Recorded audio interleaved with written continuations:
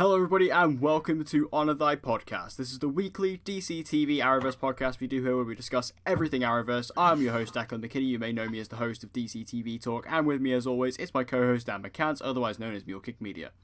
Hey, what's up? We are back officially. As I said last week, we would have to do this intro once again because now all of the Arrowverse shows have returned to our screens. Yes, that's right. That means that our beautiful little baby known as Legends of Tomorrow is now back. Oh, what a dream it is. It's nice to have them all together at once. Well, maybe not all of them, but we'll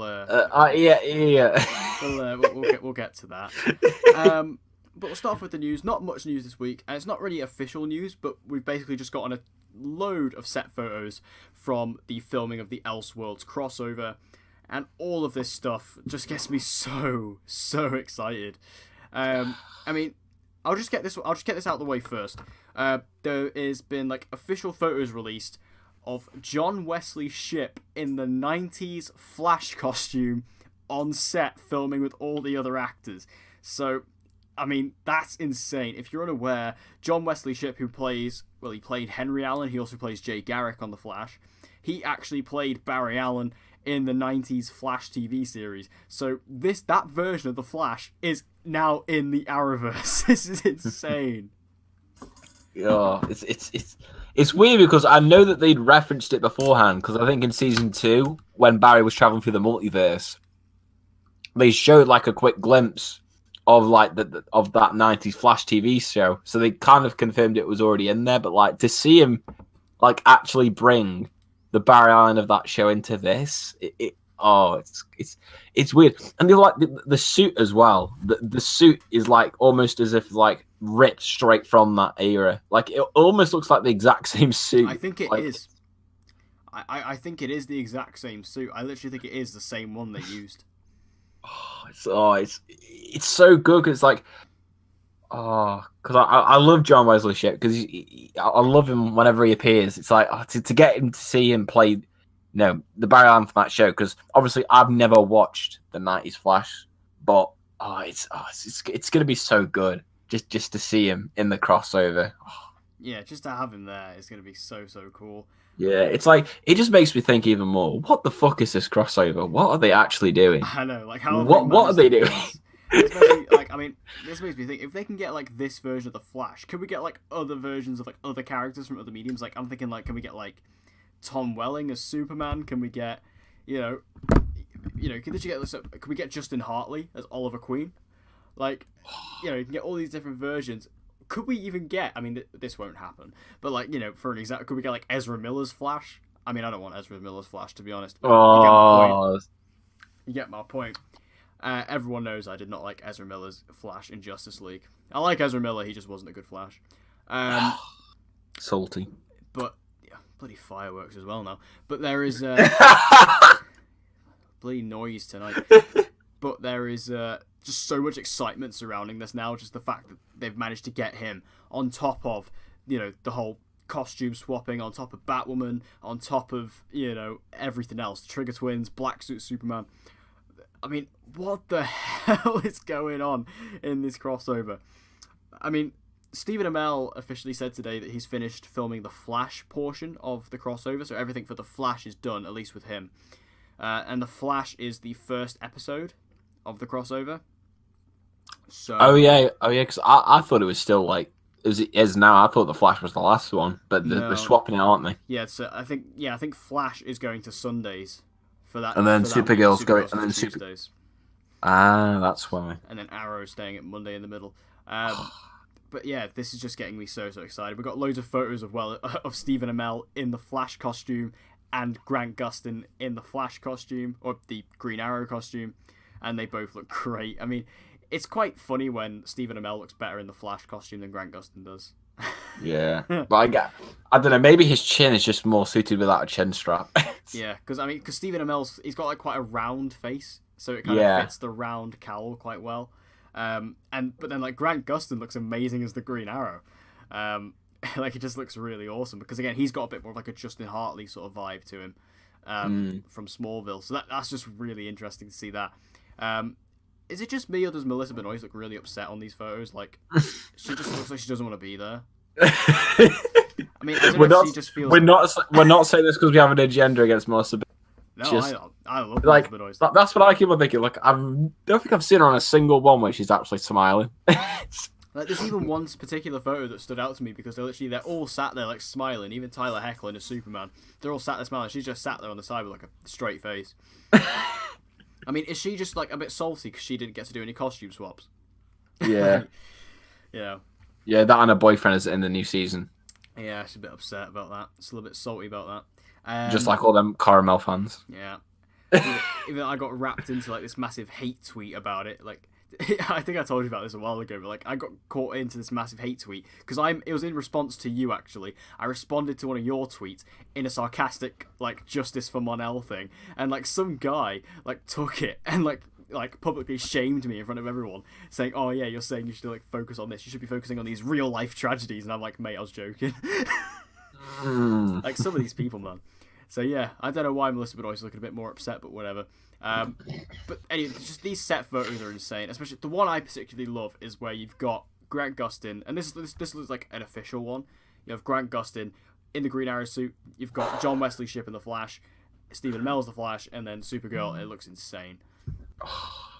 We also have our first look at the Monitor as well, who looks incredibly comic book accurate. Yeah, I'm trying to remember if I've seen this one. He's got he's just basically like a massive purple head floating around, but it looks very comic accurate to the Monitor, so that's good. What kind of role the Monitor's going to have in this, I don't know. Yeah, because they haven't really spoke much about it, have they? No, they just announced the casting and that was it. Which is something Legrier, something like that. Yeah. But yeah, I don't know what role, because that's like a big DC character. Like, I just we spoke about this last week, but Stephen Amell saying that they were downsizing for this crossover. Are they fuck? I mean, nah. This seems bigger to me than Crisis on Earth X. I mean, yeah, they might not have as many characters, but like in terms of the scope and scale, they are tackling so much. Because yeah, I mean, you know, a lot of, but even like in terms of, like, you know, external characters, like James Olsen's in this somewhere, which is amazing. Like, and there's like other characters as well who are like Hartley Sawyer's in it, who wasn't in it last year. Like, there's so much stuff going on with like other characters. I mean, yeah, okay, the Legends aren't a part of it, but you know, still salty over that. Still upset about that, especially even more so now that we've seen episode 1. It's like, oh, yeah, why? Look, the only way they can make this crossover better, apart from recasting Ruby Rose, is, like me and you have just continuously said, just announce Josh Segarra as Batman in the crossover. Yes. Just do that, please. Yes. I mean, we just need Josh Segarra just to be in the Arrowverse. Just get him. Just get him in the crossover. I want him in that crossover. Yeah, because we were saying earlier, like, they teased us last year when they said, oh, Prometheus is going to be in the crossover. And we were like, oh, Adrian Chasey's back. And then they made it Tommy, which, granted, it was cool to see it Tommy. And obviously, it's always awesome to see Tommy. But, like, and it was basically just, like, fan service, like a wink to camera moment, because everyone thought Tommy was Prometheus. But to be honest, I would have preferred to have Josh Segarra, just because it would have been hilarious. Especially, like, because when he showed up in season 6, like, how good was that? Like, you know, we sound like a broken record saying this, but it's just like we love Josh Segarra, and he's such a cool guy, and we both know that because we met him. Yeah, but yeah, I think they should just like Lazarus pit him, just like, yeah. You know, I mean, I hate that stuff. I hate the Lazarus pit. I think it's such a stupid thing. But if, like I said about Vertigo, because I'm not a big fan of Vertigo either, but if that's the excuse we need to have him back on the show, I'll take it. I'll take it. Just give me more of Josh Segarra and Stephen Amell together. Like, they should have, like, instead of making Ricardo Diaz like a 2... I mean, as much as I love Diaz and Kirk Acevedo as well, they should have made Prometheus a 2-season villain. Yeah. Why couldn't you that? Oh, right. I mean, we've massively gone off track here. But yeah, I mean, there's loads of set photos, and it's basically just, you know, a lot of the same, but it's just really cool stuff. So we'll now move over to our reviews. As you can tell by the tone of voice, we're going to start off with Supergirl. You started off with the best one, aren't you? The best one possible. Yeah. I mean, episode 2, Fallout. Now, Can we be honest? I don't think either one of us has actually like watched the episode in its like full, paying attention. No, I did. I definitely did. I just kind of sat there, just like watching my phone for the majority of it. I think I've already told you this, and it was like there was only a select few scenes where I actually genuinely looked up and was like, "Oh, this is interesting." I mean, I remember what happened, but it was like half zoned out. Yeah, I mean, I've actually, just to give you a bit of context, I've now started waking up early on Mondays, Tuesdays, and Wednesdays, so I can watch these shows before I go to work. And I tell you what, on Monday morning this week, when I watched Supergirl, bloody hell, was like, I could have had an extra 40 minutes. I know. Here. Like, this is just not worth it. That's the thing. Like, I don't do that anymore for Supergirl because I did it the first day and I couldn't get through the episode. So I was like, I'm not going to risk this again. Like, I'm at the point where I honestly do not care if I get spoiled. Yeah, like, I mean, okay, I'm just getting up my notes here just so I can remind myself of what I wrote down for my review. Oh, God. So I'll just kind of dive in. What was interesting, and I think this is the most interesting about the episode, is that Big Belly Burger has been confirmed on Earth 38. This is when you know it's ultra sad when we have to confirm that Big Belly Burger exists on Earth 38 because the highlight of the episode. I believe this is the first time we've ever seen Big Belly Burger on Supergirl, so it's there. Hashtag confirmed. Crossover, the first crossover. Yeah, and then you kind of mentioned this before we started recording, but like all the stuff with James in this was fairly good. James probably had this is probably his biggest episode in a while, ever since the amazing episode 19 of season 3. So he got some cool stuff to do, kind of just being the head of Catco. I will say I do enjoy the Catco element. Like I enjoy that's a lot more prevalent this season than what it has been, because I do enjoy that kind of stuff. And that's why I quite like Nia Nal's character as well. I do quite like her. She's one of my favorite new additions. But like I'll say, like the scene between Nia and Brainy, that was odd. Yeah, that was. I'm not sure what they were trying to get at. Like, are they trying to hint a relationship, or does he know, a relative of her? I don't know. Well, I mean, like, if they're going by the comics, then they should. I mean, Brainy would know her relative, because her relative is a member of the Legion of Superheroes in the comics. So, technically, if they're going by the comics, yes. But then with the whole relationship thing, like, that came out of nowhere. Like, I was just like, is Brainy, like, trying to, like, hook up with this girl? Like, what's he doing? But, yeah. I mean, I will say, Brainiac 5 is just, like, a constant highlight. He should be, like, the main character, just because he's just, like, constantly entertaining. I will say as well, I think Alex is really good. As usual. Yeah, I mean, Chyla Lee is, like, so consistent. I think she's such a standout as well. She's really, like, I really think Alex adds a lot to this show. I think if they took Alex, if you took Alex away, it'd be like taking Diggle away from Arrow. It would just like lose so much. Now they did bring back Lillian Luthor. Oh no, that was last week. Sorry, that was last week. This is how memorable it was. We're remembering last week's. No, there's a conversation that I did quite enjoy between Kara and Lena, where she was talking about how Mercy Graves, who is obviously Lex's bodyguard and one of the villains of the season, was kind of like an older sister to her. And I think this probably hints that I think maybe Lena might team up with her. Sending her down the evil path. Yeah, I mean, if they can send her down that dark path, then I'm fine with that, because they kind of teased it in season 3 but went nowhere with it, to be honest. Like, remember that whole bit when she was like, I don't trust Supergirl, and then that kind of disappeared. Yeah. I mean, they kind of hint at maybe there could be something going on there, which is cool. However, I will say one of the most laughable moments of all this was the big action set piece, the L Corp lockdown. That was ridiculous. God. I mean, the concept was good. They had a good idea there, because you had Kara stuck in there, and she was with Lena, and she couldn't use her powers, right?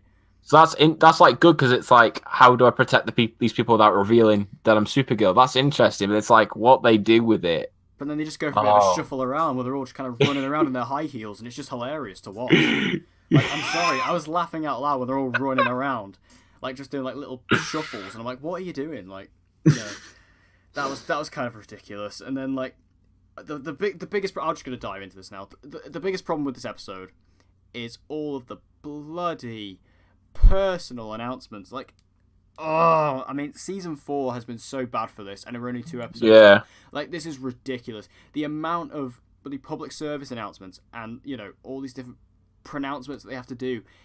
We've had so many, and especially in this episode, like, and I spoke about this in my review. These topics that they bring up, yes, they are important. Yes, they are relevant in our society. But they don't belong in a superhero show. Exactly. This is a comic book show.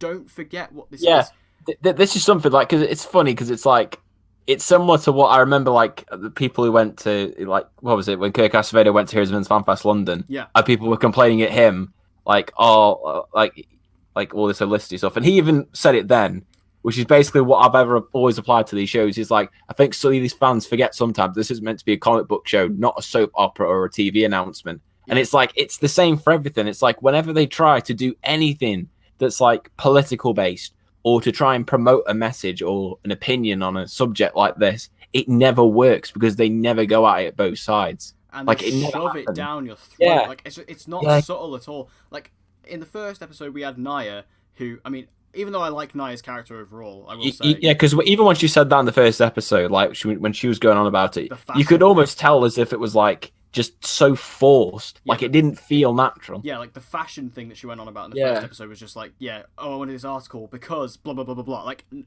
just cut it before you say that. And then in this episode, I mean, I guess this was something they kind of had to do, was that they announced, obviously, that she's a transgender character, which I was actually unsure of. I didn't know if they were going to make the character transgender or if it was just the actress. But Naya Nal is transgender, so they went on that. But I don't think you need to do this thing where, go on this big elaborate speech about it. Now, I mean, obviously we're going to speak about Arrow later, but what I will say is, Arrow, in this week's episode of Arrow, William, the older William, just says he's gay, right? Announces he's gay, and then they just leave it. They move on. Yeah, they don't make a whole dramatic story in the episode about it. It's just, I'm gay, but they don't. He doesn't go on like how important it is or how he has to express himself. He literally he doesn't even say he's gay. He says, "Oh, I guess that's why my ex-boyfriend says I have commitment issues." That's literally, and then it never is brought up again. And that's all you need. That adds depth to his character. That definitely adds something, but you don't have to shove it down our throats. We got the message. It's just like and like even like again to give another comparison with Arrow, like Curtis for example, he's obviously like a main character on the show. He's gay, but like. Again, it's never shoved down your throat. Like when we first meet him, we hear about his husband, and I know people will say, "Oh well, we've had some relationship drama," but that's different. Like that's not, that's not shoving his agenda down. That's just like, we could have that exact same, like the situation in season 5 when Curtis and Paul have that divorce, right? You could literally have that with a male and female character. It doesn't matter who it's with. That's just relationship drama, and that's just character drama. It's It didn't feel like they were making a big dramatic thing about it just because it was two people of the same sex having that problem. It felt like you could place them with anybody else and it would be the same, and that works because that could have been Declan and Lila, for example. Yeah, and that's what makes it work. But it's like Supergirl just has to do all this stuff, and it's not good. Yeah, and there's like the whole anti-alien thing going on this season. Yeah, and it's just like, I don't even know if I'm really going to care about that either, because it's like, they've been at it so long with this whole, oh, aliens are not welcome. Oh, aliens belong on this earth. Like, Kara has another speech about it in this episode. I'm just like, come on. And how many James times has a speech about bullying later on. Yes. Like, in front of everyone, which, I mean, I'm happy Mekar Brooks is getting something to do, but I mean, is this the best you can do? Yeah, God, I mean, like, even Supergirl, I just don't find her that compelling in these first 2 episodes. Like, at least with the early on last season, at least because they were trying to present more of this darker side to a character, I found her way more interested. But now, even like with all the reporting stuff at Catco, there's nothing to her that I find interesting, and that's what really epitomizes how weak this has been. If I don't even give a crap about what the main character's doing. Yeah, like Supergirl's become so hollow as a character. Yeah. Ever since like season 2. Like even in season 3, at first they tried to do something, but then as soon as they bring Mon-El back, it's like they literally just reset her back. It's just like, it's just halt the story, gotta do this love triangle, guys. Yeah. The fans are crying out for it. Yeah, and it's again, this is a comic book show. Don't forget what this is. Like, yeah, you can have character drama. You need to have that, but this is a TV show. But it's also a comic book show. This isn't a bloody romance, and it's so annoying when all these things happen. I mean, okay, let's just kind of skip to the end of the episode. So basically, Mercy and Otis Graves, they steal the dispenser from the end of the season 2 finale, Because we really want to be reminded of that, don't we? Yeah. Reminded of season 2. Instead of putting lead inside of it, they put kryptonite inside of it, and now Kara is out of commission for next episode. Which, this is how the suit comes in. This is how the Power Ranger suit comes in. This is it. Because Melissa Benoist is not going to be in next episode at all, and then we're going to have this suit with a stunt double inside. Hey. Now, I just wanted to ask you this really weird question. You know, in the episode when obviously she gets poisoned by that and she falls out of the sky, was that a reused shot from... It felt like it, yeah. It felt like a reused shot from either, I think it was the Legends episode of the crossover or the season 3 mid-season finale. I feel like, I swear I've seen it before. They literally just changed the background. They changed the background. Yeah, they changed it from the I was like, night. Because I remember I looked at it, I was like, I swear I've seen this before. It either is the same or it's extremely similar. I need to look this up, because if it is, it will just make me laugh even more. Yeah. So anyway, Kara's out of commission, so we're going to get that awesome-looking Power Ranger suit, and then... But the most interesting thing about this entire episode, genuinely, is Agent Liberty. Honestly, Agent Liberty is like one of the only reasons I'm it's like invested. Yeah, it's like we haven't even seen that much of him, but he's like, he's at least when he's like on the screen and he's like talking about his stuff, like you're actually engaged. He's not spouting political bullshit. He's not trying to feed you a political message. He's an actual character, and it's like. And I think Sam Witwer gives it a lot more credibility as well, because I mean, I love him. He's a really, really good actor, and it's just, why can't they make him the main villain of the season? Like, fuck those like Grave twins. I don't care. About them. I don't like those characters at all. No, neither do I. Like, Mercy Graves is not as bad, but like Otis is horrendous. Otis is awful. He's so bad. Like he's just not likable at all. Like, and I know he's a villain, but like, you know, you're supposed to have some kind of gravitation towards the villain in a way where he just plays it so deadpan.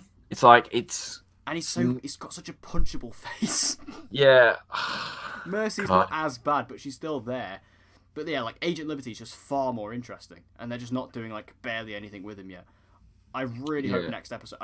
I remember when Supergirl season 4 first started filming, Sam Witwer was on set, so I feel like this next episode being the stuff where Melissa Benoist wasn't there, I feel like we are going to actually see Sam Witwer's face next episode, so that'll be good. We have to. So that'll be good. Just stay tuned for that one, folks. We actually might give a Supergirl episode a positive review and not rip into it. Yeah, I mean, in regards to, you know, this episode and the first episode, I don't know which one was worse. I'd probably say this one if I had to choose, but I mean, Supergirl, you're not on a good start here. No, it's like it's the season 4 curse. That's what's happening, people. I was really relying on this season to get me back in, especially because we were so like shot off by season 3.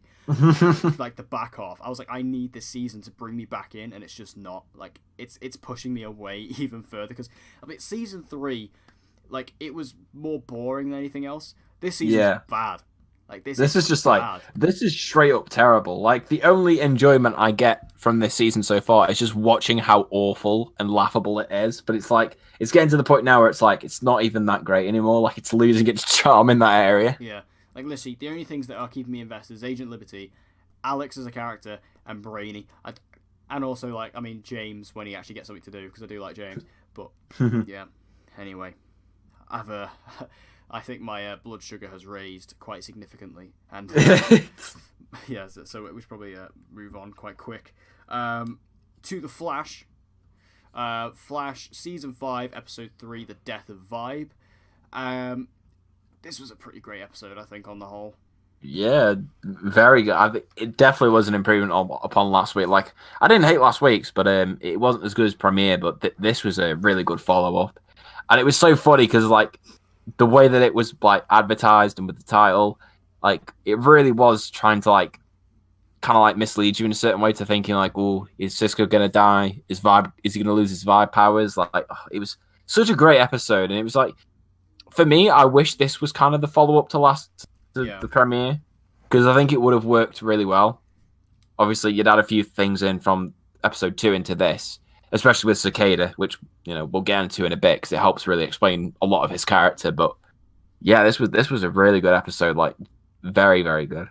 Yeah, I thought it was awesome. Like, I really felt like stakes were actually quite high in this. Yeah. Like, Which is weird because you don't usually feel that early in the Flash. Like usually you get that around about, I don't know, like I'm trying to think maybe episode 6 because especially season 2, like and past few seasons, that's really when they start to introduce the big bad and they start to really have an effect on the team. But like we're already getting it in episode 3. Yeah, and it was like you really felt it this episode, like with the stakes and what was at risk.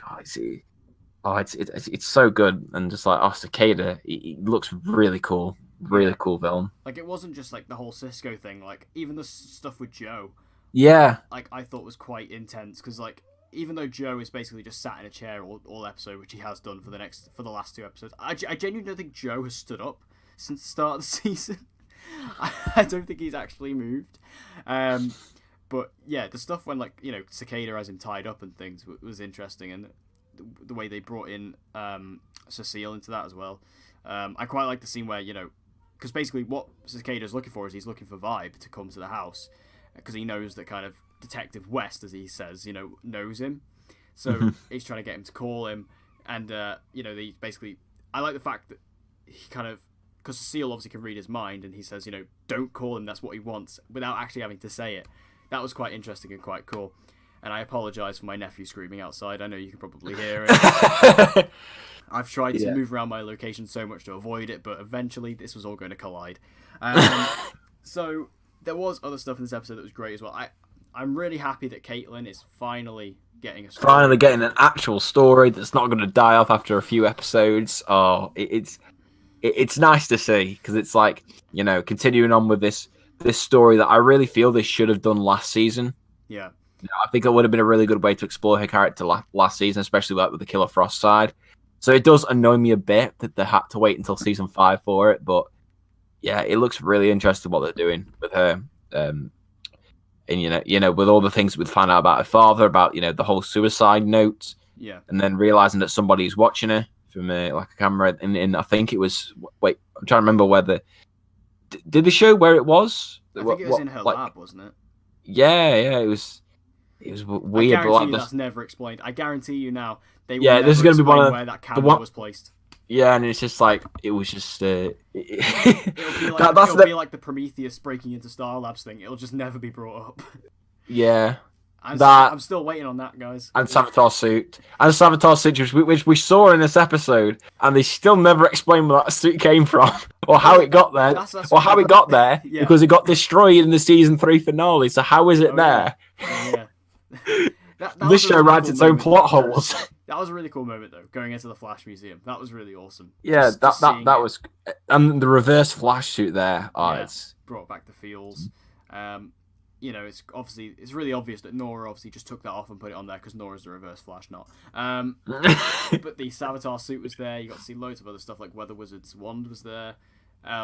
I think we need to kind of pause that and have like a massive look around because there's probably like just like hundreds of Easter eggs, and there's probably even stuff in there that we haven't even seen that's like going to be in the future, which is really awesome.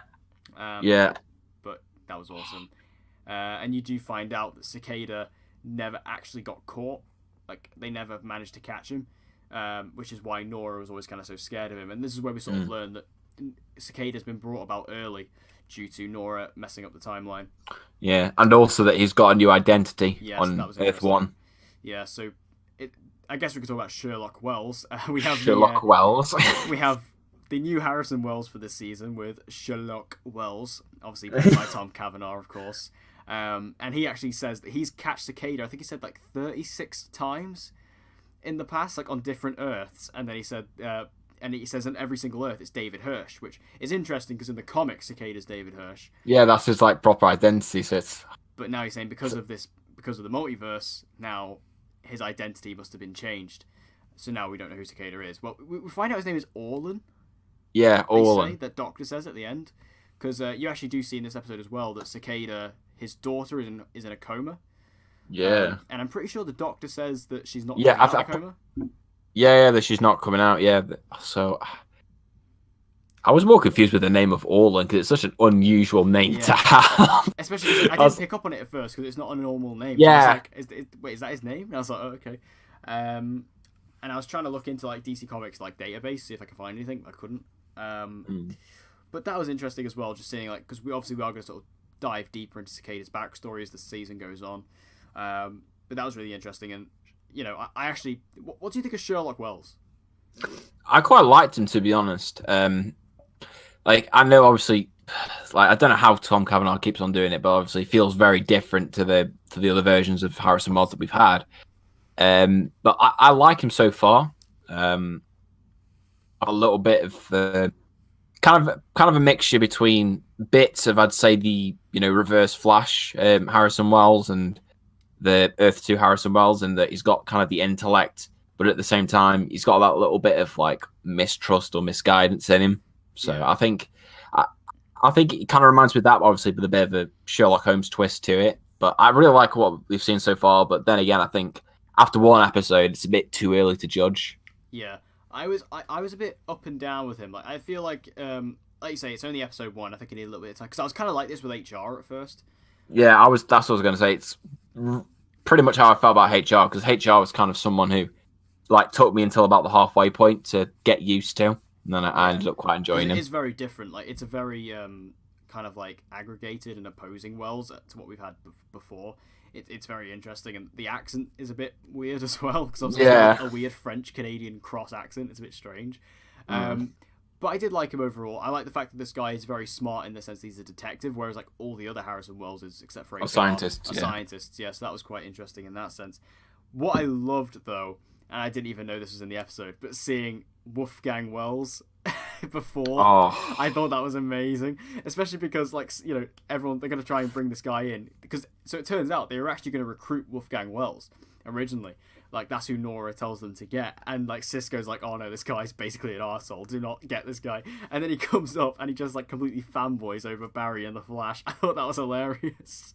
Like, I thought, like, Tom Cavanaugh's performance, like, oh, the Flash with the zooms. Like, I thought that was hilarious. And, like, the way he starts fanboying out over Kid, like, he calls Nora Kid Flash, like, Kid of the Flash. I thought that was hysterical. I love that Wells. I love that version of Wells. Like, I really enjoyed the Council of Wells and the Council of Harrisons last season. That was one of my favourite Wells. I thought he was hilarious. So seeing him again was nice. He has got a bit of a beard now as well, which is nice. But yeah, I like Sherlock overall. I like his play with Ralph as well, because obviously they kind of push Ralph aside. And I will say as well with Ralph is I like the fact they've kind of paired him with Caitlin for her story.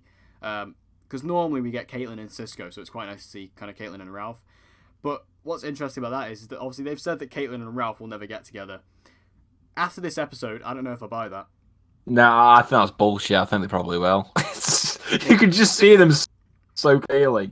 I mean, I hate to quote one of my favourite YouTubers, Ross McIntyre here, but he's got blonde hair and he died. He's exactly her type. Yeah, he literally is. Yeah, I mean, he's got all the qualities there. The only thing that's missing is that they haven't been together. It's written in the stars. And also, he's not an arsehole anymore. Like, exactly, like they've written him as like a genuinely funny character. I mean, it sounds like a broken record because I've said this the past 2 weeks since the Flash died, but I'm honestly, I love Ralph this season.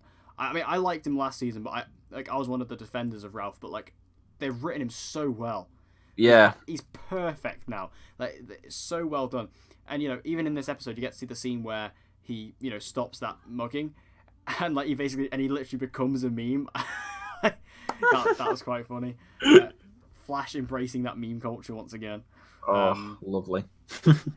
So one thing I will bring up as well before we kind of get into the whole Cisco thing, and I kind of brought this up before, but Cisco is just so different. Like, I don't know what it is. Like, are you seeing this? Yeah, he does feel weird. Like, it's just, did he just?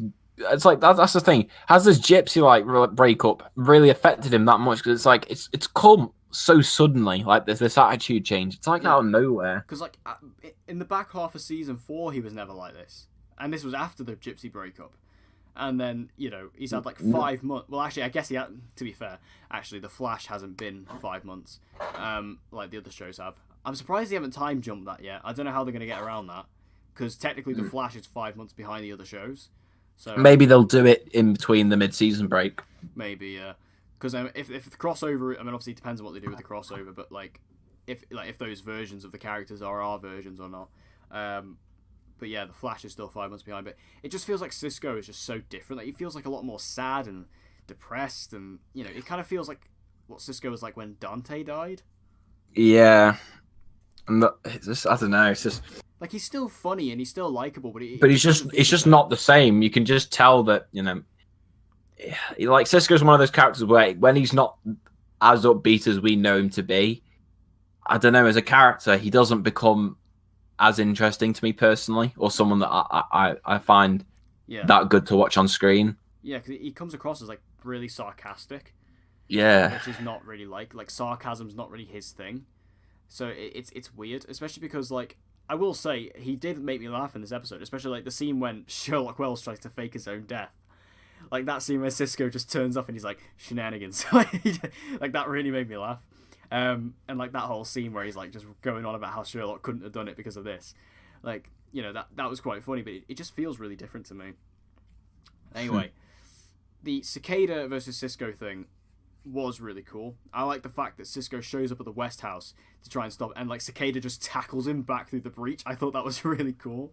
Yeah, that was pops awesome. in, and then immediately Cicada sees him and just jumps through the breach with him. I was like, that's great.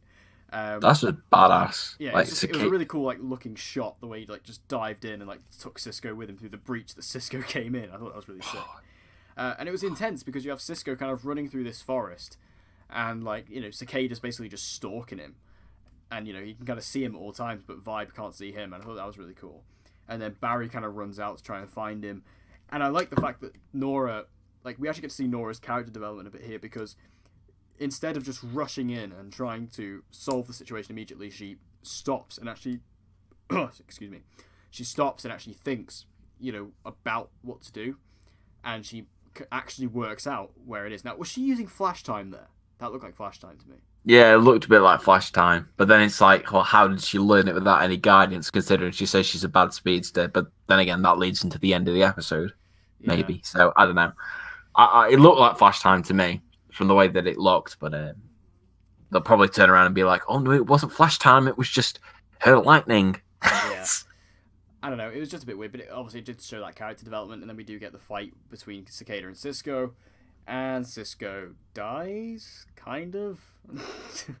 Sort of. Kind of dies. I mean, they basically use the thing that Sherlock tried to kill himself with.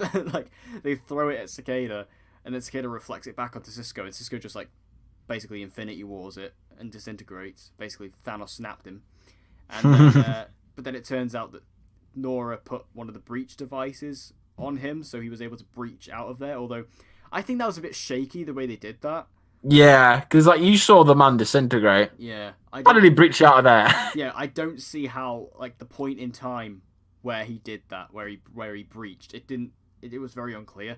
And then, because it was a good reaction, like, from Barry when, you know, he walks over and he just sees the dust and he does like a Tony Stark.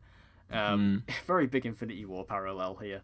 But I don't have a problem with that. But then Cisco just kind of comes out of nowhere and then they're all happy again. So I guess Cisco's lost his powers now. Like, yeah, that's the thing. They never they weren't clear on it in this episode. Like, has he lost his powers, or I don't know. That's the thing. Like, as much as I like this episode, there's just some things that they just didn't explain. Like you said, how Cisco breached out. Has Cisco lost his powers? Yeah, because one thing they set up in like episode 2 and in this episode is that Cisco can't like breach for long, and he can't breach as well because it hurts his hands. Because Cicada slashed his hand. But then it's just like, so when he breached, you know, obviously he used that device. But then it's like, so can he still do it or can he not? Like, has he lost his power? Like, they don't actually say Cisco's lost his powers. Like, they don't. I mean, maybe we'll find out next episode. But, you know, I feel like that's something they probably should have covered here, and it's kind of unclear. So that was a bit weird, a bit annoying. But very. Well. Especially because the episode is called Death of Vibe. A lot of people would take that as, you know, this isn't the death of Cisco, because obviously he didn't die, but the death of Vibe and his powers, and the Vibe identity is gone. Because we do see that poster, that newspaper article that says Vibe dead on it. We do see that. They don't focus on it at all, which I found a bit strange. It's literally just in the background. But yeah, so Vibe is dead. So I guess I'm going to take that as maybe Cisco has lost his powers because, you know, perhaps he never goes out again as Vibe. And, you know, maybe they did. You got to save that CGI, so we got to save the budget. Exactly. We're getting that Grodd and King Shark fight later on in the season, boys. We've got to save the money. We better get that. I'm waiting for that now. Then we get that Cicada daughter scene that we said. And then we get the end scene, which has caused a lot of speculation. Nora is the Reverse Flash confirmed. No. I mean, so Sherlock basically deducts that, Nora specifically chose that particular point to jump in. And, with the satellite incident, she chose to do that. And there's a bit more of a reason behind it. And he kind of stops himself from saying anything. And then Nora walks away and kind of looks like, oh, shit, he's onto me. So, the big question now is what is going on. This is like another new question now. We thought we had Nora figured out. But now it's like, oh, there's something else going on. If they bloody twist our arm with this and do it again. Because do you remember last season with Harry? They had that scene where he went into the time vault and spoke to Gideon. And God! And then everyone was like, "He's Reverse Flash confirmed. He's Reverse Flash." Yeah, and like that was a great scene, and that was really exciting, and then just went nowhere. It was just completely bait and switch. If it was just that again, it was a complete misdirect, completely. Yeah, if they do that again, I'm gonna be so annoyed. But what's that was like with Nora though? What do you think this is? I don't know. Like, I feel like what she's. I honestly don't know because it's like I want to predict something, but I just have this like expectation that the show will probably just turn around and be like, "Nah, it's not that. It's just either that or it just won't explain it." No. Because if there's anything the Flash has become the expert of in the last few years, it's just not explaining things when they feel like it. Yeah, anything that like actually needs justification, they won't do it.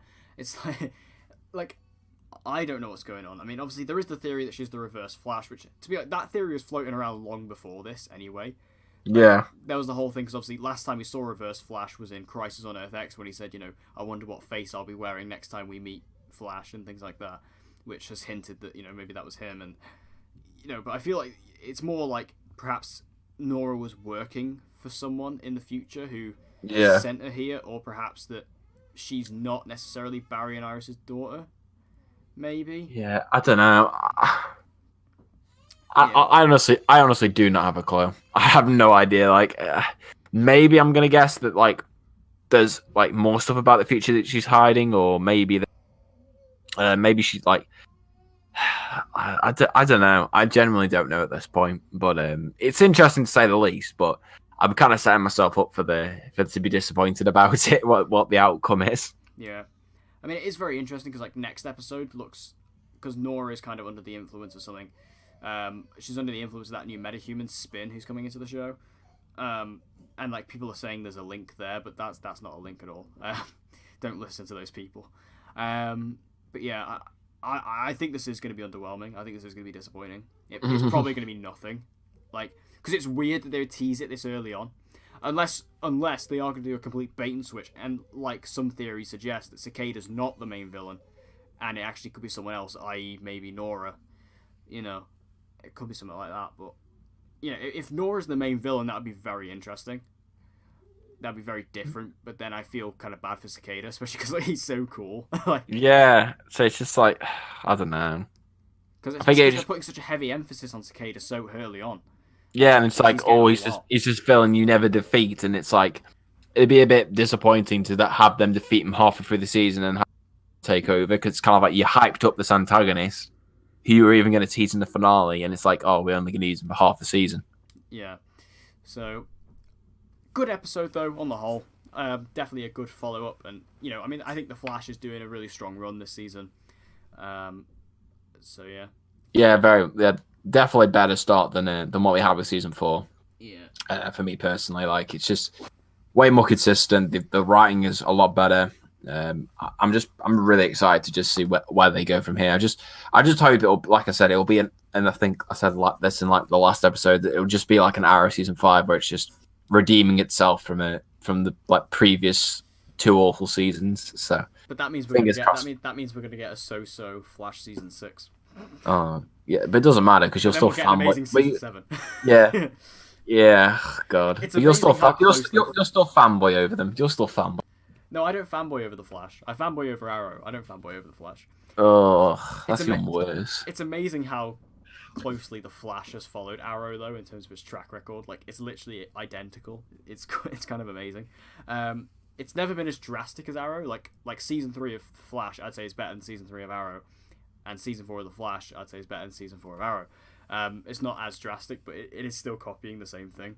However, the one that's not copying it is Legends of Tomorrow, because it is insane. It's still amazing. That premiere was balls. It was just like, and that's not a bad thing either. This is an amazing episode. Such a good start. Oh, it was so funny. It's ridiculous. Like, it was weird because I kind of walked into this episode because I watched it only today, and it was like, I was kind of a bit worried that, as to how this, like, how the whole, like, magical, like, vibe would affect the season. But honestly, like, from that first episode, I was laughing within the first 2 minutes. It was awesome. Like, just the way that they incorporated all, like, all the magic and, mystical elements into that episode. It was so well done. And it still knew how to, like, play it for comedic effects. But I love it. I just love it. I love it so much. It's just like, because I was a little bit worried as well, because I kind of thought, especially after season 3, which was so amazing. It's just like, how can you be as good if better? How? But it really was. It just exactly, like, carried on from where it left off. I mean, the only slightly disappointing thing about this is that Bebo was not in this, which was a little bit sad to see. I would have liked to have seen Bebo. But he is coming back this season. We do know that, so we'll see him eventually. But I just love how meta Legends is, because like there's like the moment where they actually reference Wally is brilliant. Like, because they reference the fact, oh yeah, Wally, he went off, he'd gone to find himself to explore the world again. It's like, didn't they do that last year?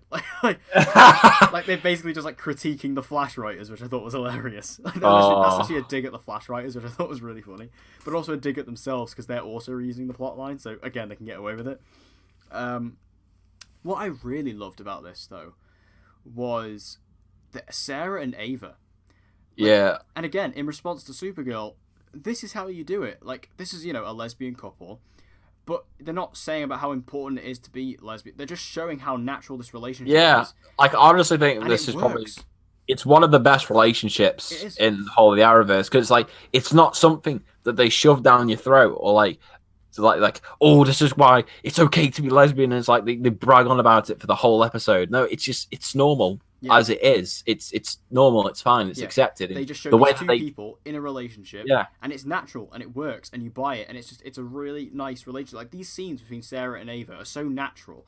Like, these two actresses have so much chemistry. Like, Katie Lotz and Jess McCallan have such good chemistry. Seeing them together, like, these scenes, they were just lovely. I really liked them, and just them two together, because them two are like officially together now, and like, Ava kind of asked Sarah to move in and things like that. It's just like, these scenes, they're just really nice, and I'm glad that they are really focusing on it. And obviously Jess McCallan is a series regular this season, which is nice. She was a great addition last season. So to see Ava kind of become a lot more prominent, which is nice. Obviously their scenes are interrupted by Constantine. So let's just talk about Constantine. Constantine. So Constantine, played by Matt Ryan, obviously he is a series regular this season as well, thank God. Obviously made quite a big impression last season when he showed up for about 3 episodes. But here, wow. wow. Oh, he's awesome. He just comes out of the blue, and he's just, in the house, and he's just like, he has that lovely conversation with Sarah, where he's just like, saying, oh yeah. He basically recaps what he said at the end of season 3. But he really gets brought into it with the Gary thing, but we'll get into that later. But just seeing Constantine again, and I'm so glad he's in this season, like, as a regular. Yeah, just because he was easily one of the best, like, guest characters in season 3, and it's just like, to have him as a regular is so awesome, especially like since I've watched Constantine. It's like, I just love Matt Ryan as that character, so it's like, to get him in a whole season like of a show is just awesome in of itself. But then it's like, with what they tease at the end, like with how he might be like intertwined with the main villain, or think could be the main villain. I just loved having him back, because he works so well, especially with Sarah. With Sarah, he's really good. Yeah, like his dialogue and just the way he speaks and the way he does it, like, Matt Ryan nails it to the T, and it's just like, he's so entertaining, because he's, in comparison to all the other legends, like, he's so different. It feels like, just the way he speaks, he's just so individual to the rest of them. And I love the fact that the Arrowverse has managed to save Constantine, although we may not have the show. The fact that Arrow was able to have him for an episode, and then Legends got him, and now we've got him on Legends full time. It's quite an insane story in that sense, and I'm sure Matt Ryan is very happy with that. Yeah. But he was great. But we'll talk about Constantine again a little bit when we get to the Carrie scene. So kind of all the legends, they kind of go to Woodstock. Now, I will say as well, just before we get into like the fun stuff, the camera work for this scene was really quite unique and quite interesting.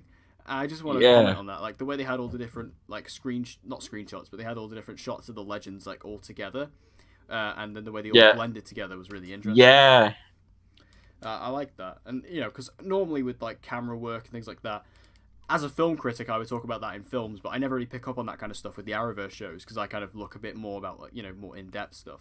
But it was nice to actually see like, you know, the camera work be appreciated. Yeah, as if like the screen was just like forming into different panels, and it was like focusing on all the different ones. Felt like to be honest, yeah. The only thing that I've seen on recently, like in TV wise, honestly reminded me of that was like some of the fight sequences in Iron Fist season 1, which I don't want to be reminded of. But that's what I instantly thought of when I saw it. But it's like it's no, we don't get into this. If you want to watch that review, go find it on his channel, and then dislike the video for my pleasure. But no, it was weird. It was nice how they did it because it's like it's something that you really don't see in TV anymore and in film, because a lot of filmmakers and just like directors for TV and film in general, they don't use that. It was cool how they used it, but I really do not expect them to use it again. I think it was kind of done on purpose to kind of get into the kind of make your head feel a bit weird because you're trying to look at all these different areas of the screen, kind of like similar to, I imagine, what most of the hippies at Woodstock probably would have felt like during the whole thing, smoking weed all day. Well, speaking of smoking weed, we have a slight variation on that. The legends do come across a magical unicorn. Now, can I just say, before we get into the whole drug thing, Mick's line when he tries to kill this unicorn with his flamethrower, and he says, "Damn horse won't is fireproof." I mean, this is just like the exact Mick I need. It's the way he calls it a horse, and it says fireproof. It's just like hilarious. But the unicorn sprays its I can't remember what Sarah calls it. I think she calls it like sparkle sauce. I think she calls it. So like it sprays his sparkle sauce all over the legends, and they start hallucinating. So Ray starts seeing Nora, and this basically confirms my theory that Ray and Nora are getting together this season. Yeah, it was kind of obvious because obviously Brandon Routh and Courtney Ford are married in real life, so I kind of saw that coming. Zari was just kind of like off ahead. Nate sees his father, as in Mick, and then Mick sees Axel. I mean, I do have to critique the Legends writers here a little bit because, you know, I think this is a bit too soon. I think that, you know, they shouldn't have, you know, showed us Axel because we're not quite over his death yet. No. Was, you know, I mean, I know I go on about Quinton's death in Arrow, but nothing is impactful like Axel's death. You know, that funeral scene was beautiful, and you know, seeing Mick, you could see it really brought up a lot of emotions inside of him. You could see that he was truly affected by seeing his old friend once again. I just love the fact that he was like human-sized, you know, like a human-sized Axel, and he's like talking to Mick, and he says like, "I love you." Mick's like, "I love you too." And they just hug each other.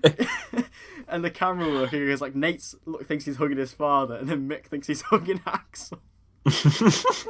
Oh, it was the best. Like, this is why I love Legends. The Legends writers are just the best. I mean, I never expected Axel to show up, but it was hilarious. Speaking of Quinton's death, they didn't... I know I can work it into any conversation. They didn't actually bring it up, which I don't know if I was expecting them to or not. I kind of was, because Katie Lotz mentioned it at Comic-Con, didn't she? Like, about how she said that Sarah would be affected by it. I didn't really feel it that much in the episode. All right. Yeah. I don't know whether they maybe bring it up later on in the season. I don't know. I hope they do, because I want to see a bit more from her. Blackthorn for a quick cameo. That'd be nice. No, they can't, because you'd just be crying and you give the episode a 10 out of 10. Yeah. But make sure you all go and watch Paul Blackthorne's new show, The In-Between, which is coming out in January, I believe. We should all go watch that just because it's Paul Blackthorne. He's amazing. Yeah. Now, one thing I was very surprised with this season when they announced this at Comic-Con is that they're actually giving Nate a story, which I didn't think they'd do because I thought, well, Amaya's gone. After Amaya's gone, what are they going to do with Nate? But they actually introduce his father, and we get to see Tom Wilson in this as Nate's father. Obviously, this is Biff Tannen from Back to the Future. Amazing. He was fantastic in this. Yeah. Great actor. Just seeing him, he actually played it a lot more hardball than what I thought he was going to. I thought it'd be more slapstick. Yeah, I to be thought honest, it'd be more comedic, but they took him a bit more down like a serious route, where clearly him and Nate, they have issues. They have something there. And I guess that's maybe why we didn't get the line "beat it, butthead" like I really thought we were going to get. Oh, he needs to say that once, though. He needs to say that at least once. Otherwise, that's just a huge missed opportunity. But it was actually quite nice, though, seeing the scenes, especially at the end when Nate kind of shows up at the house with like the keg of beer and says, "Do you want to have a beer with me?" That was quite nice. And because I will say with Nate, hang on, sneeze is coming up. Oh God, sneeze is coming up. Oh, it's gone. Okay. Nate is a strange character for me. I really like him, but like in season 2, when they introduced him, he was like a really serious character. And then in season 3, they kind of turned him into Ray 2.0. And then in this season, they've kind of, at least in this episode, they've kind of like struck a balance. I think they've grounded him a little bit more because he's not necessarily a part of the Legends this season. Like he's going to be with them, but he's still going to be doing this thing with his father as well. So he's going to be in like the 2018 timeline. Because this whole episode, apart from the Woodstock thing, actually takes place in 2018, which is quite interesting. But yeah, I think that's interesting that they've kind of like struck a balance with Nate. I guess maybe they found the way they want to do it. And it seems like they're just kind of moving away from him being Steel. Because I guess they don't really want any metahumans on the team anymore. And he's like the only one left. Because like Wally's gone. Obviously Firestorm's gone. So I guess they kind of want to get rid of that. Maybe. Yeah. Yeah, I mean, if this is the story they're going to give him, I think it's. It looks interesting enough because obviously we only saw a little bit of like his father in that. What was it in season 2? Yeah. Like when you saw him as a kid. Yeah. So that is quite interesting to see. Also, I've only just searched this up. The actor for Nate's father and Nate themselves, they're only 19 years apart. Oh, really? That's freaky. I'm just saying, I need a butthead line. Please give it Butthead. to me. Or a sports almanac, something. Like, yes. Give me something. Because, I mean, I'm just waiting for like loads of Back to the Future references, especially because obviously this is a time travel show as well. It already has enough Back to the Future references as is, but the fact we now got a cast member, I'm waiting for like Christopher Lloyd or like or Michael J. Fox to show up at some point. That would be amazing. So let's talk about Gary. Gary. Gary, the absolute treasure that he is. He shows up and basically to get rid of this killer unicorn, Constantine, he makes all this stuff and he goes, right, we just need a virgin. And then he says he might know a virgin. Come along, says Gary. This is hilarious. I mean, Gary, his comedy I find so hysterical. I know some people find him a bit much. I think some people find him a bit too over the top. Nah, there's nothing wrong with Gary. I love him for who he is. I think he's great. Especially because there's like the line when like he says to, like he's talking about, did Constantine make you squeal? And he says, I wish. Because obviously they kind of hint at because obviously we know Constantine's bisexual, but they kind of hint at the fact that Gary, had like some stuff with Constantine. And I love how in this episode, like they're saying, like Gary's like, am I a virgin? He's like, what about the stuff we did? He's like, does that not count? He's like, no, it absolutely doesn't, Gary. No, it doesn't. And I love the fact that Constantine was just like so open about it. And again, there you go, Supergirl. You've had examples from all the different shows here this week. They've all done stuff like this without shoving it down our throats. I mean, obviously it's played for comedy here, but again, still, better way of doing it. But this scene where Gary loses a nipple from this unicorn. R.I.P. Gary's left nipple. Yeah, I mean, not only do we get the reminder of Axel, but now we have another death as well. Really upsetting. I have a feeling this has got to be a joke later on. Like, there's got to be like, this is a setup for something. Oh yeah, they're gonna retrieve his nipple from hell. Or like, there's gonna be a future spell where Constantine needs someone with one nipple. Like, it's gonna be something like that. There's gonna be like a setup where they need Gary specifically because of his one nippleness. and this is where he's going to come into it. But yeah, just I really wish they'd make Gary a series regular, but then I guess it is a lot more funny when he just kind of shows up every now and then. Like in season 3 when he showed up on the ship, like when they thought there was someone invading the ship and it was just Gary, like just camping Just out. there. And then he does like the amazing 420 joke. Do you remember that legendary 420 joke? Oh yeah. He's like, oh yeah, the ship disappeared at 4:20 Temple Standard Time. What? 4:20? Gary. Like, just so many good jokes. Now, one scene I do find a bit weird in this episode was the Zari and Ray thing. You find out that Zari was actually living in Washington DC in 2018, before the anti-metahuman act sort of came into fruition. Which is that 2022? I think that comes in. I think so. Yeah. But they kind of show Zari as a kid and they show her mother as well. Now this scene was like, it was really emotional, it was really well handled. I think Tyler Ashe did a great job with it, and so did Brandon Routh. My only problem with it is it just kind of felt out of left field, like it came out of nowhere. Yeah. Like Unless they're trying to set something up for a story for this season, it didn't fit with the rest of the episode. So it leads me to believe it was more just like a setup scene. Yeah. For like what a story will be, but they just maybe couldn't fit it into any other episodes, so they thought let's just put it in here. It did feel weird. Yeah, it just kind of came out of nowhere. But it was a well acted scene. It was emotional, and again, this is what I've seen a lot of people bring up. But like, this is why Legends works so well, because you have all the comedy stuff, and obviously it's such a ridiculous show and it's so funny.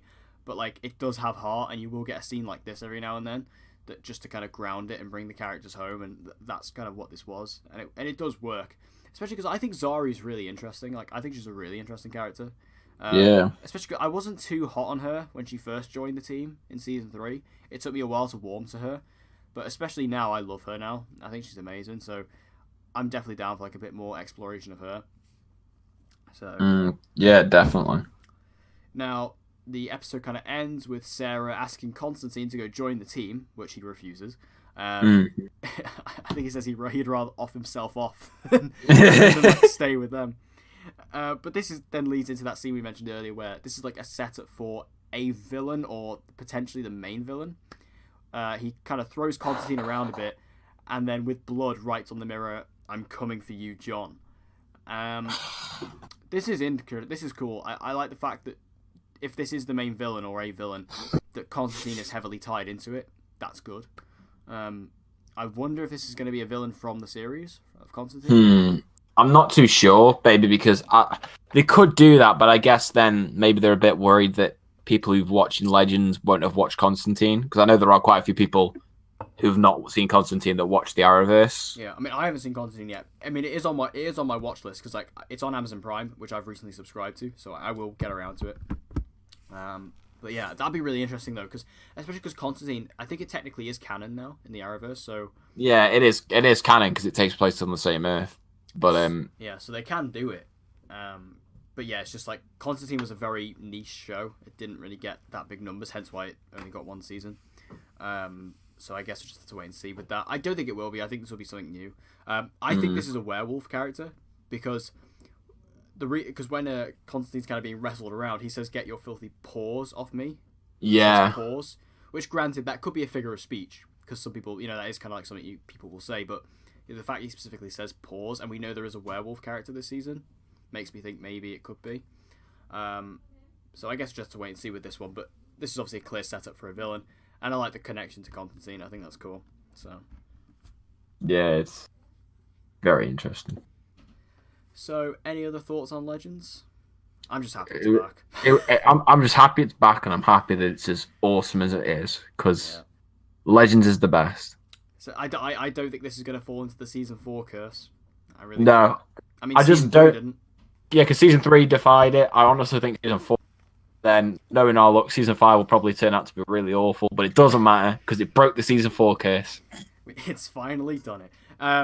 It's amazing though, because like Flash and Arrow, like Legends is so different to them, because like Flash and Arrow, they always started off so strong, went down, and then came back up again. Legends started off bad and then got better, and I think that's kind of the difference there. So like it took a couple of seasons for it to find its footing, and then season 3 was like, right, let's go, and now season 4 is continuing that, so that's great. Right, Arrow. Best till last. the Longbow hunters. Oh. God damn. This episode is amazing. I love this episode. Apart from Felicity. Yeah, let's just get that out of the way. So, fuck Felicity. She was terrible in this episode. Like, I was really annoyed. Like, this is like season 4 Felicity, I thought. This is like how bad this was. They literally, you have this scene where they're on the train and she almost kills Diggle. Like, Diggle could have died in that situation. And she's just like, no, we have to catch Diaz. No, we have to catch him. And then, like, it's resolved to Curtis having to lean over and bloody unconnect the train in order to save Diggle and get the device away. So annoying. God. Felicity was such a bitch. Like, the thing that made me like most annoyed was in the scene when she was like to Diggle when they were going to go after Diaz and the Longbow Hunters, and she's like, nobody knows the Longbow Hunters better than myself. And it's like, how? You've been in witness protection for 5 months. How do you know more? Like, exactly. These guys have been tracking him for 5 months. You've spent 5 months under witness protection. How do you know more about the Longbow Hunters? You absolute noob. Honestly, it's frustrating as well because it's like she was so good in episode 1. Yeah, she was so good in episode 1. I was like, are we actually past annoying, shitty Felicity? And it's like they go back to square one with this. Yeah. Oh, it's so awful, so awful. It was really bad. Like, I mean, I'm a lot more kinder to like these sort of things. No. You have to be honest and critical. Yeah, but that's what I'm saying. The fact that even I was like, this is terrible. It must mean it's terrible. Yes. Well done. He's actually criticising the show. I'm being glass half empty today. Felicity was shit.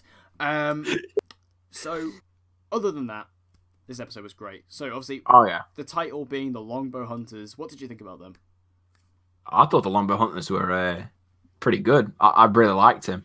The opening, like, I guess, kind of like introduction scene we get to them, like with them, breaking into that place, thought was really cool because it kind of showed off all of their powers and like their abilities. You got a bit of an idea as to what their personality wise, what they are. How with Red Dart's very kind of like dubious.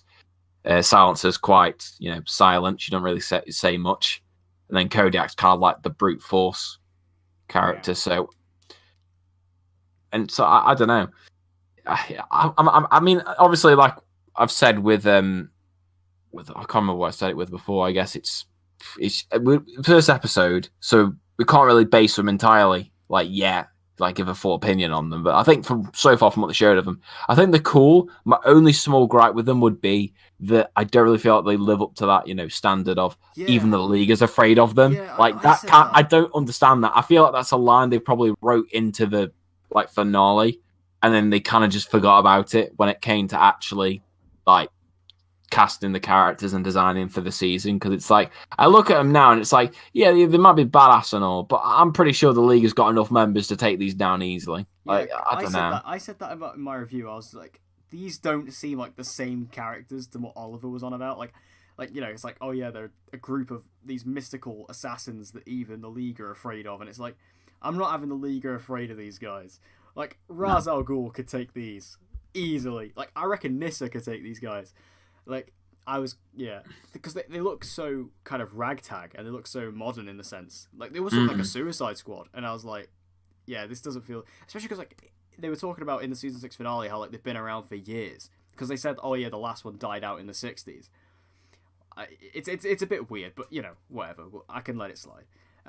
Because they were great characters overall. I like Red Dart seems to be very much the leader of them, outside of Diaz, obviously.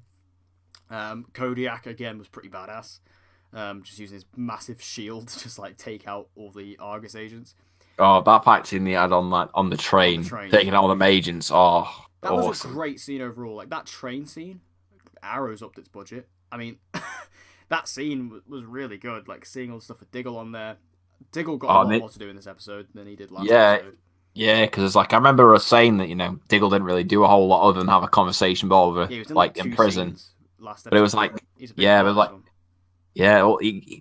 he got all the fight scenes this episode, and that fight scene he had with Diaz, and then the fight scene with Diaz where he's got a fucking flamethrower. The range on that flamethrower, man. That's what I was more impressed by. How is this man still using this at 50 meters away? Yeah. And I will say as well, Diaz gets a great little, almost Adrian Chase moment where he waves. Oh, that was awesome. Classic. Amazing. Just casually waving to him, and then Diggle's just like, it's Diaz, and then Felicity's just there like, Diaz, and then it just starts for 5 seconds. I'm just like, why? Oh, that was God. a great scene though, and obviously it is kind of undercut by that Felicity thing at the end, but Yeah. you know, it's all right. Curtis came to our rescue, luckily. Now, in terms of other stuff in this episode, actually, we didn't mention the silencer, and that brings me on to another scene in this episode. The silencer stuff, like, because at first you don't really get a lot about her. You kind of get more Red Dart and Kodiak at first. Yeah. But then you get Silencer, and she has this device. She can manipulate sound, I guess. I guess, yeah, and like remove sound from like I guess like it's like a range, I suppose. Yeah.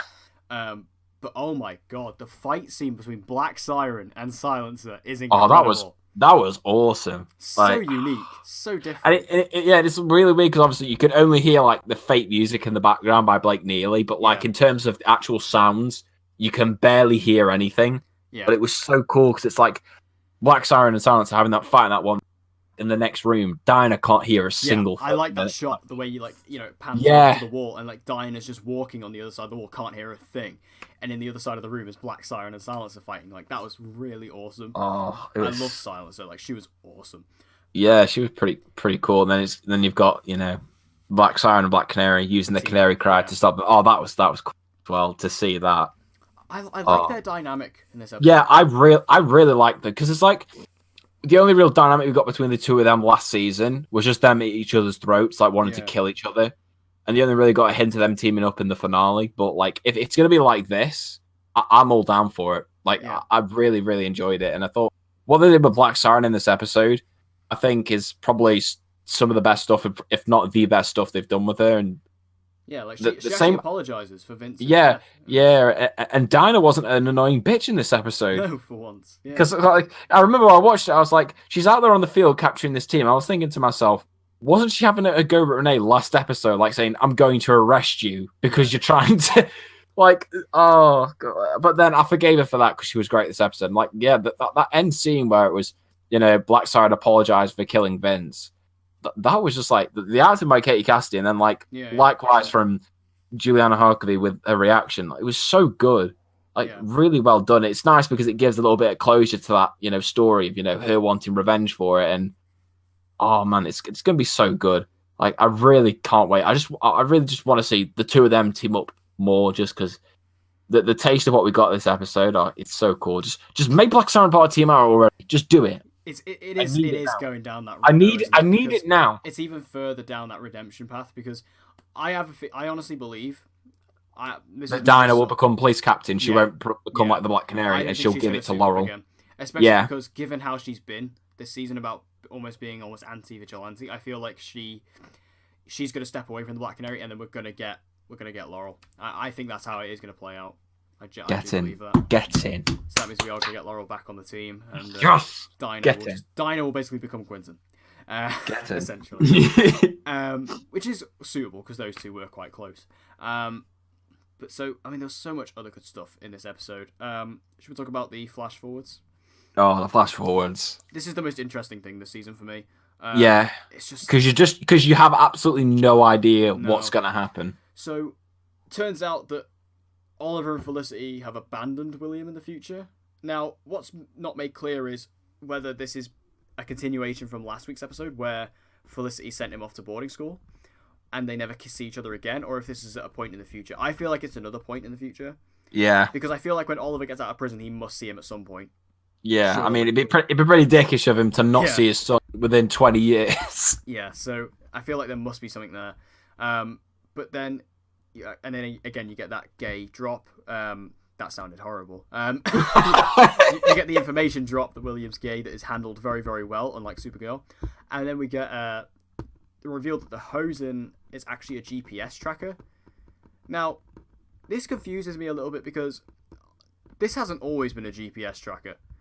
I think this is something Felicity's done. Yeah, I think Felicity has made the Hosen inspired by what Oliver did, and I think she gave it to William.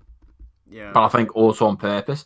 But I think I just hope that they'll explain that, like why the coordinates led to the Anu and all that, and I hope they explain that stuff, because I can understand why maybe they wouldn't, given that it's a flash forward to like 2 decades in the future.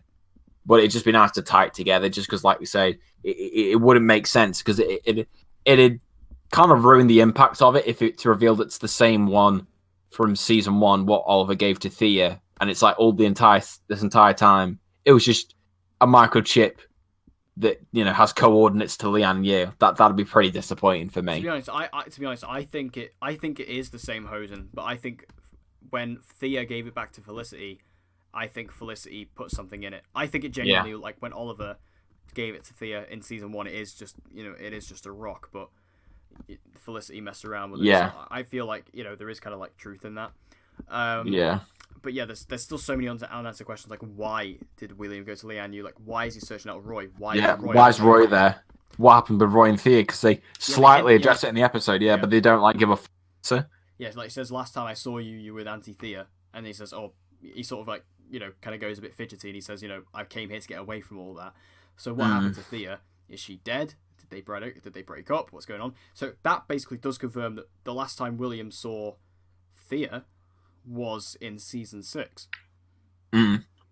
Given that information, I mean, unless they do see each other again, because again, Roy could come back into the main storyline this season. That could easily happen. Also, I wouldn't be surprised at all if Thea is in this season, like for a guest spot. I wouldn't be surprised at all. I know Willa Holland left the show, but it's not like her character's dead or anything. I reckon she'll come back this season. I honestly do. Like just for one episode, I think she'll be back. So yeah, we don't know where that's going, but we do see that Roy basically says, yeah, okay, I know what this is.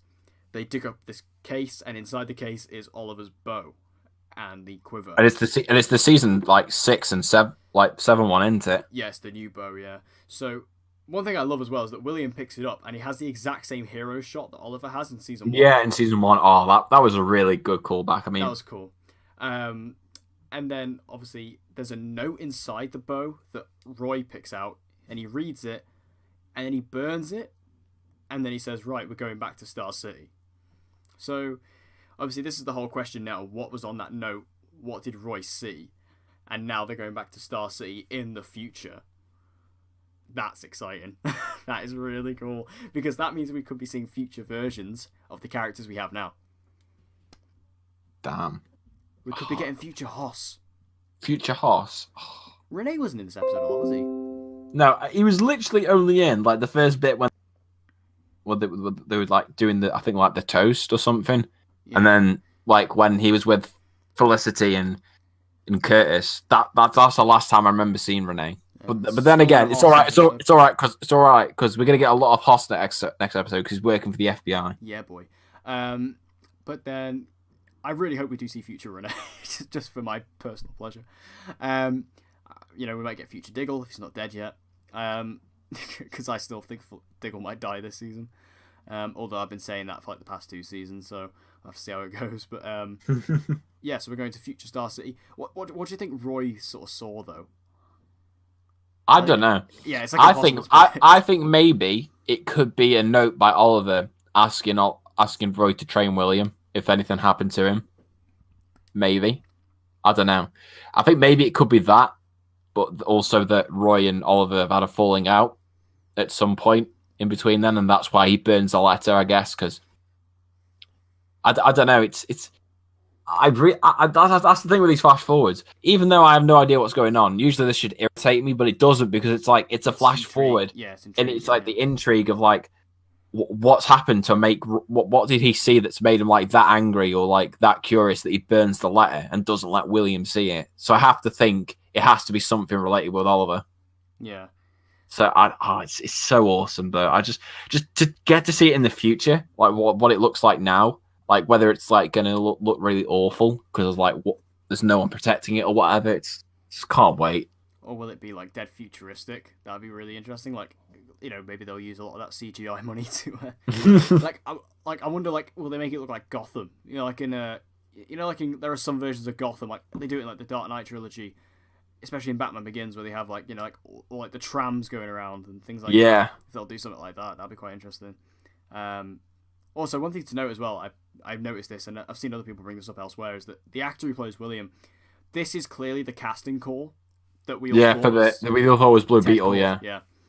That's clear because again, it lines up gay tech billionaire, and they say that that William Queen or whatever, William Clayton, whatever he's going by, is a tech billionaire. Like he owns his own company and stuff. So yeah, this is clearly that character.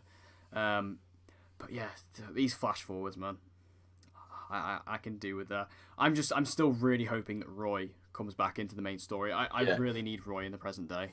I think they will, because I think given what they said about how, we're not going to get the flash forwards every single episode. Yeah, otherwise, it makes why me is he a think, series regular? because otherwise, why is he a series regular?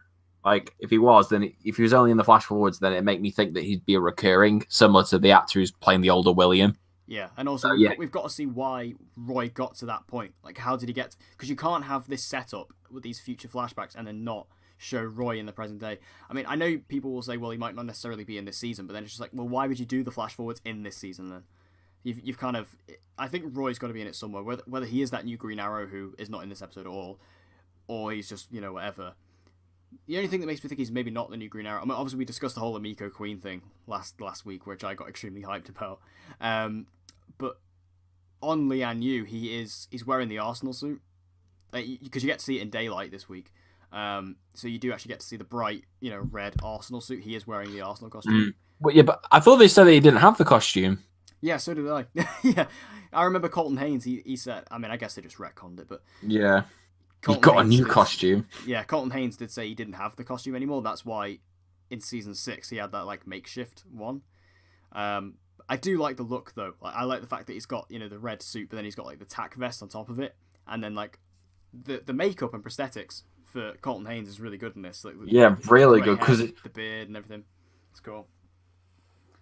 So, I love these flash forwards, man. They're just like they're so intriguing and they're so cool. I just remember in episode 1 how much they blew our minds, and then and it's like, it's just, I can't wait for them. Just because, just all I hope is that they just don't do a Lost and just fuck it up with the flash forwards. They just don't do a Lost, and you'll be fine.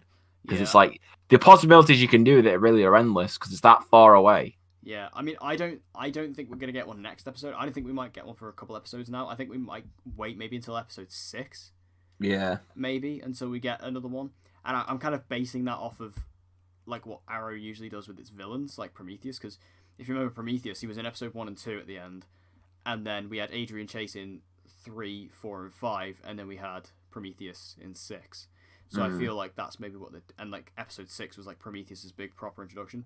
I feel like they're going to be doing something like that. I think it won't be until episode 6, especially because now we're going to be waiting now for that future Star City thing. Now they've set that up.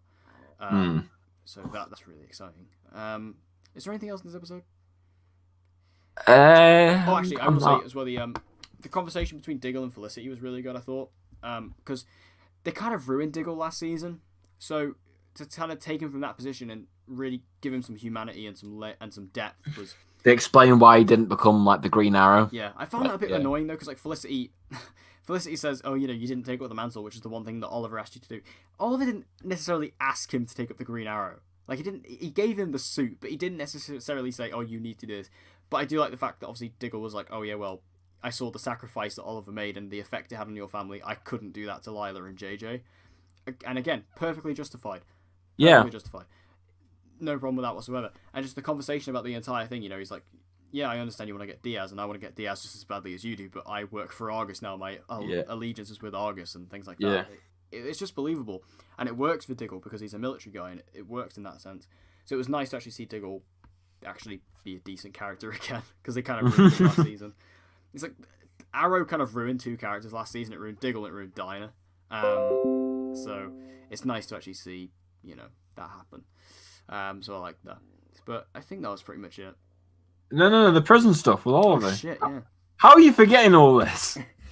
The prison stuff was fantastic. Seeing... I mean, I love Stanley, man. Especially now we know his movie history. We do apologise for that laughing fit last week. I'm sorry, but we couldn't help it though, because I mean, I've not seen any of the Rampage films, but now that I know that he's in them, I have to go. We should do like live reaction videos to those. Upload them onto Patreon. Get ourselves some Patreon followers. Anytime Uwe Boll is brought into a conversation, and also can I just say Uwe Boll follows me on Twitter now, so My life is officially Wow, complete. wow. The worst director in history follows you on Twitter. Just admit you're jealous that either girl follows me on Twitter. Nah. You really No, are. I'm Deep not. down. I'm not though, Deep really. down, you really are. But No. anyway, Stanley was awesome in this episode as well, as he was, in the episode before. So I like the fact that obviously he's trying to get in with Brick, because Brick basically has information on Diaz because he sent that guy to attack him last episode. And I like the fact that Oliver's like really contemplating, how to get rid, because basically he wants him to get rid of this guard, that same annoying guard that woke him up every morning. He wants him to get rid of him. And I like the fact that it does show how far Oliver's fallen. Because it's like he goes to all these different levels to try and take him out. Like, even to the point where he basically directly has to scream in his ear, "Get out of here." Like, people are trying to have you killed. Get out of here. And I even like the scene when, they're trying to, he sets up this thing where he goes into the showers. And you get a little bit of like a tease, like a little archery thing where he gets like the 3 broken pencils in an elastic band. And he shoots it at the lights. That was really sick.